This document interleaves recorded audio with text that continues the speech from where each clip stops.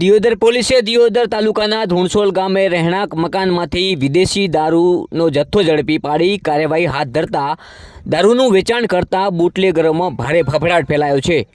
Deodar PSI J N. Desai, head constable Raghubhai Joshi, police constable Dharmendrasinh Vaghela, Bhagirathsinh, Arvindsinh, Bharatbhai, Dalsangji વગેરે પોલીસની team જીબડા post વિસ્તારમાં પેટ્રોલિંગમાં હતા। તે સમયે ધર્મેન્દ્રસિંહ વાઘેલાને ખાનગી બાતમી મળી હતી કે દિયોદર તાલુકાના ધુણસોલ ગામે મુકેશભાઈ અમરતભાઈ ઠાકોર પોતાના ખેતરમાં બનાવેલ રહેણાંક મકાનમાં ગેરકાયદેસર પાસ પરમિટ વગર ભારતીય બનાવટ દેશી દારૂ જથ્થો રાખી ચોરી છુપીથી વેચાણ કરે છે।